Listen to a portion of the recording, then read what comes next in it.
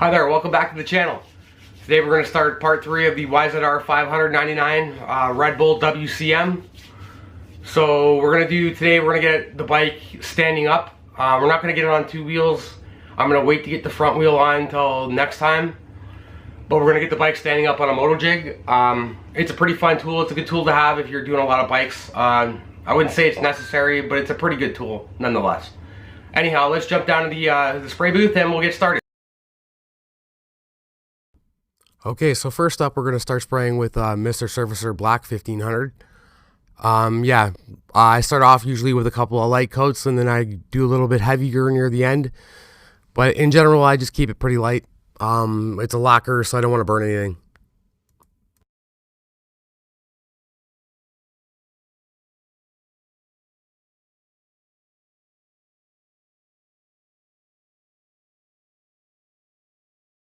Here I'm spraying Tamiya metal primer on the spring. It's metal, so metal primer makes sense. So, yeah.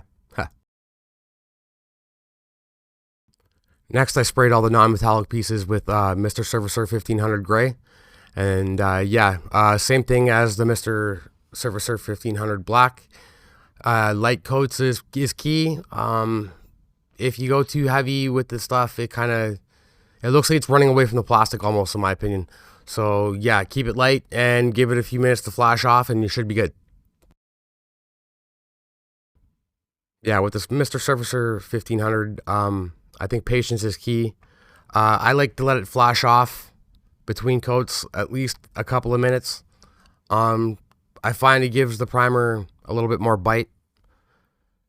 That's just my way of doing things.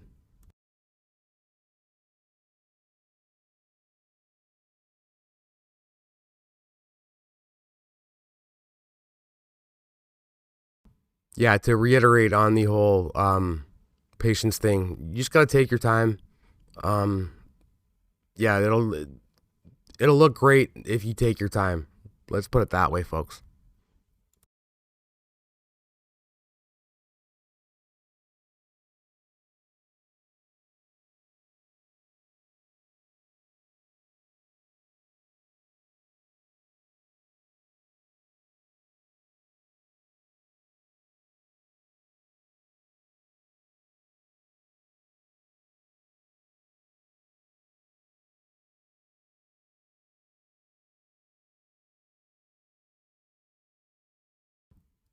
So here I tried to give all the metallic pieces a gloss black base. Um, I also sprayed through a .2 needle. Uh, through my research, I found that you can easily get a better finish for metallics by spraying through a smaller needle tip, and also, just spraying through a small needle tip. Using a rapid thinner works. Like Mr. Rapid Thinner, I usually use for metallics. And the gloss black base, it has something to do with reflectivity, I think. Anyhow, it has a great effect, and I use it quite often.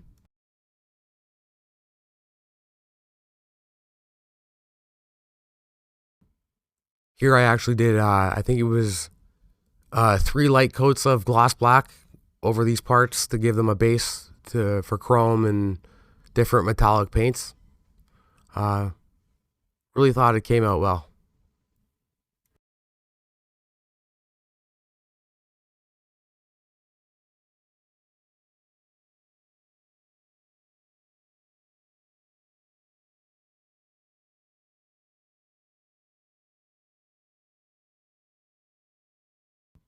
So once again, we're back with our 0.2 millimeter needle tip, and I'm using Mr. Hobby Super Metallics 2, Super Chrome 2.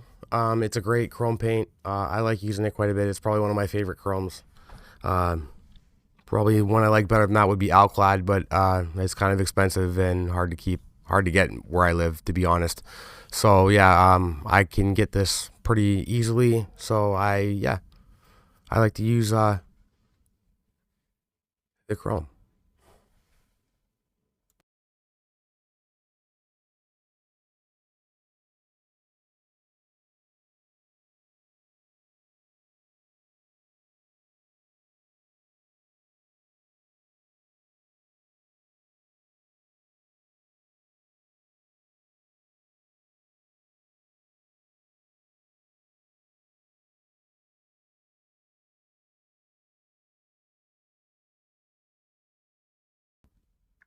So I think this is coat number 3. I did 3 light coats of the Super Metallics Chrome. The shine came out great. It's a great chrome to use, like I said before. I'm a big fan of it anyways, and I'll probably keep on using it from here on out.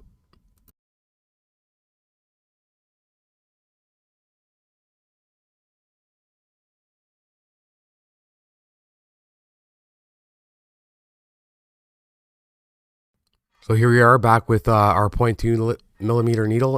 We're using LP63, which is titanium silver. Same as any other lacquer paint. It's just a matter of spraying it on lightly and letting it flash off before you hit it with another coat. That's basically all I did here. I think it was the same as the Super Chrome. I did 3 light coats and it seemed to do its job pretty well. The chain turned out really good. I think that's one of my favorite parts of this whole bike, to be honest with you.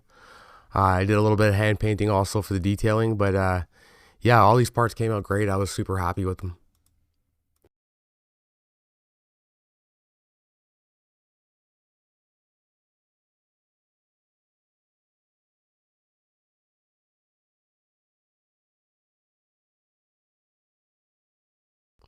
Now we're going to spray LP62 on our brake calipers.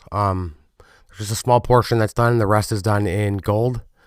I used Super Metallics 2 Super Gold for the rest of the brake caliper, which I didn't happen to film for whatever reason. But yeah, those are the 2 colors I used. I tend to like the Super Metallics a little bit better than the Tamiya acrylics.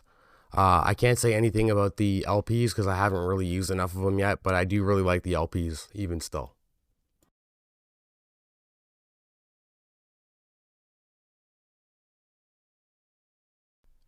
So here I sprayed metallic gray XF56 for the 2 front brake discs. Yeah, I mix my acrylics with lacquer thinner. Seems to work better for me.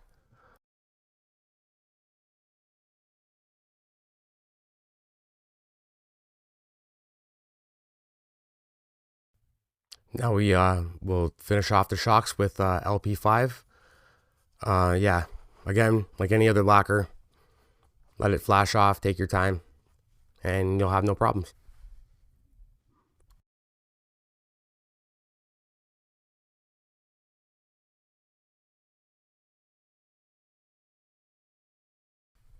Here we are spraying part of the rear spring assembly with metallic brown X34.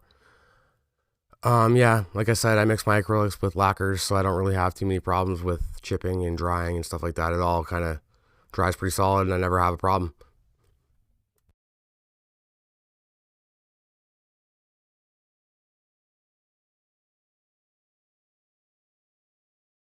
Now this is just finishing off the rear swing arm. There's just a small portion to be painted X1.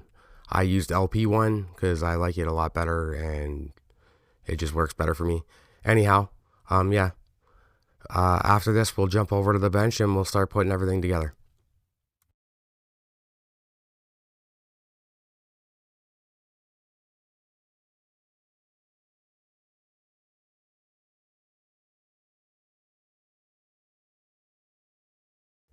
Here we are placing the decal that goes on the rim. There's one for each side. I'll just show the one side because, I mean, if you've seen one side, yeah, you've seen them all.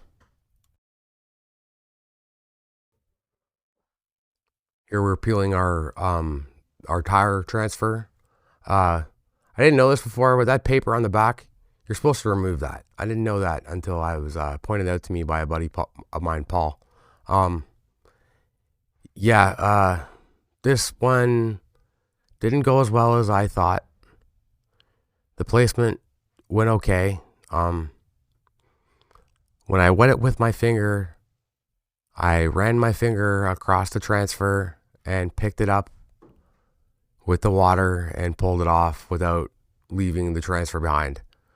So, yeah, all this work was basically for nothing because, as you can see, as I wet it, it comes off on my finger. What a bonehead. Anyhow, I did manage to get most of it back on, and it looks half decent on the bike. I've managed to hide most of it behind the rear swing arm, which overall isn't a bad thing. I mean, the tire transfers are a tough thing to learn, and I'm still learning them, so I guess I've got to sharpen my skills a little bit for it.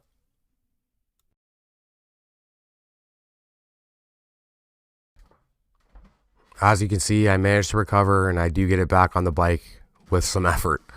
I'm glad I was able to get it back on. I just wish I didn't have that mistake happen.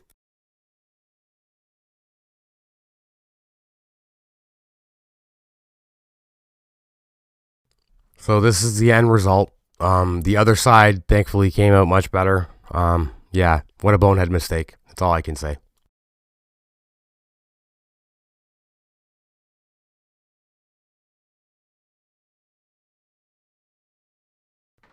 So now we have the blue Öhlins decal to put on the metallic brown part of the rear spring assembly.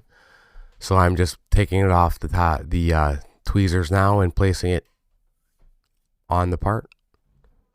Kind of a delicate operation, small decal, so I didn't want to lose it. But overall, came out great, and I'm happy with it.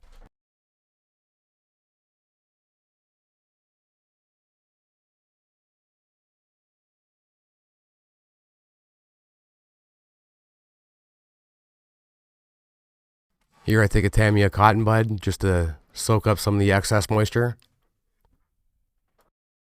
And of course afterwards I gave it some decal solvent just to make sure it was in place.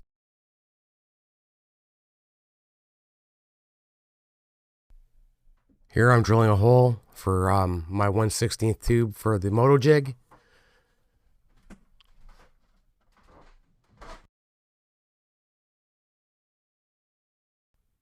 And now I'm just putting some glue in place for the rear disc.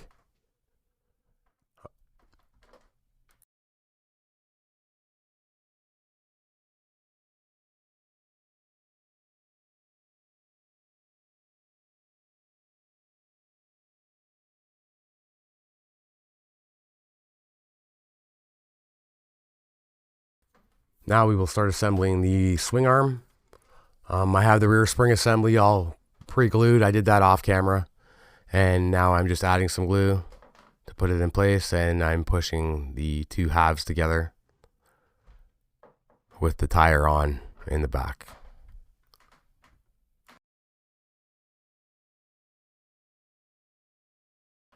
Now I'm joining the swing arm to the frame. It's a pretty basic operation. Like I said, I use a moto jig, so here I was fitting a 1/16 inch thickness tube to the part where the swing arm joins the frame. Here I am setting it up on the moto jig. No problem. One thing to note with the moto jig, if you're to buy one, make sure you get the one with the aluminum blocks, because there's an old version with wood blocks and I've heard bad things about it. This one is much more solid and its construction is much better.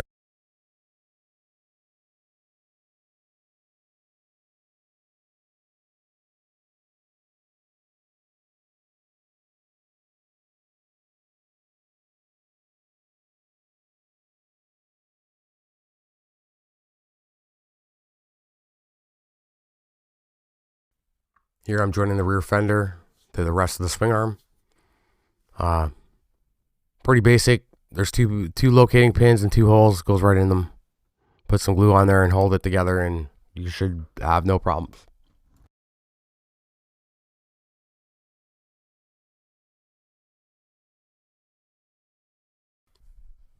Here we are now about to insert the shock into the front handlebar position. The camera's a little out of focus here. My apologies. But yeah, it took a little bit of effort. I really had to push to get it to go up. Now we're building the handlebars. Real simple construction. I mean, Tamiya makes everything so easy, eh?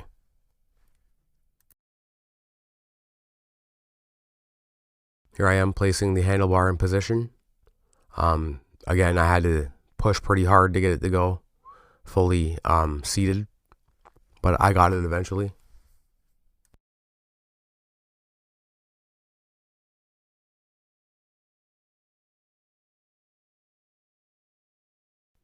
Now we're putting the right handlebar in place, same as before. Yeah, went in pretty good.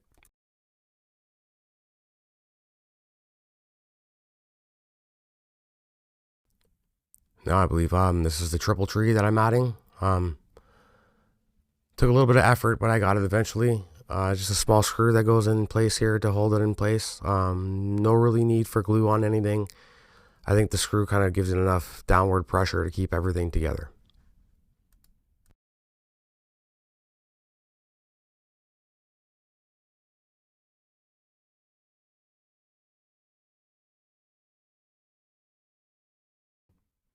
Here I'm adding the cap that covers up the screw. Sorry I did it off camera. I had to be able to see what I was doing here. It was a pretty small piece and I didn't want to drop it.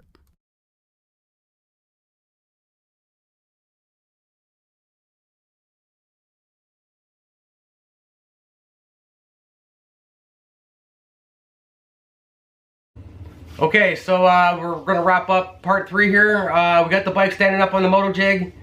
I did the tubing off camera because it was too hard to get everything on camera and for me to get it to look right, so I had to do it off camera. I apologize once again. I'm sure it's not that big a deal. I mean, if you follow the directions clearly and do everything step by step, everything should work out fine.